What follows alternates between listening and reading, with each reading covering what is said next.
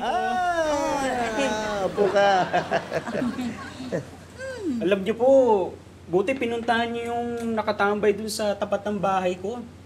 Kasi doon sa may Opal Street, may ninakawan ng sports bike. Tig 100K. Talaga? Hindi pa nila nahuli? Hindi pa. Nag-update nga ako dun sa group chat natin eh. Hindi niyo po ba nabasa? Ay, na-busy ako. Oo, busy. Yun lang naman po. Yun lang po sana ipagpapasalamat ko. Ay.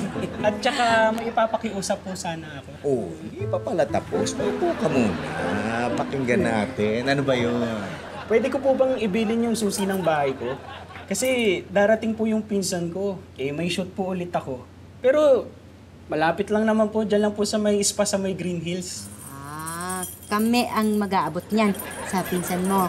Kung pwede po sana. Kayo lang po kasi mapagkakatiwalaan ko dito sa Woodland Hills. Tayo lang pala eh. Ano ba pangalan ng pinsan mo? Julius Cristobal. Pero mas kilala po siyang Boy Pogi. Pogi? Ayos yung pangalan niyo magpipinsan. Sige. Nakaiwas ka sa group chat. Nadali ka naman ng face-to-face ng utos na. Ano po yan? Hindi, wala. Sabi ko, dapat lagi siya nagbabasa. Para hindi ka na nai-istorbo dito sa amin.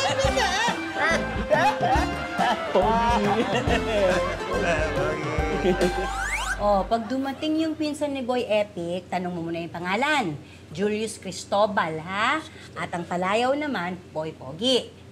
Tanong mo kung may ID, ha? Okay po, ma'am. Sara mo yung gate. Sige po.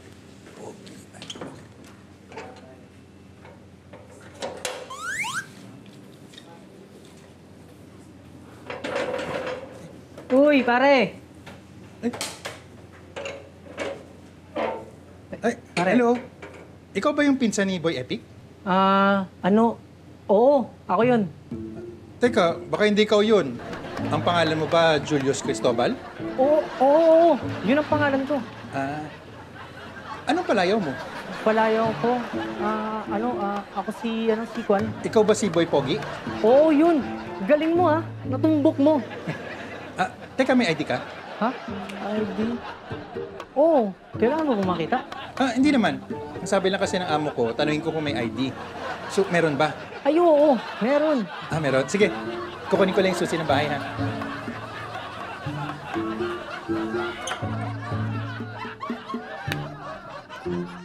Pag nanong Ako, ma'am. Ma'am, nandiyan na po yung pinsan ni Boy Epic. tinanong mo yung pangalan. Opo, pati yung palayaw po. May ID ba? Meron. Eto, ikaw na mag-abot niyan sa kanya, ha? Pasukin mo dun sa bahay, tapos tumulong ka. Sige po.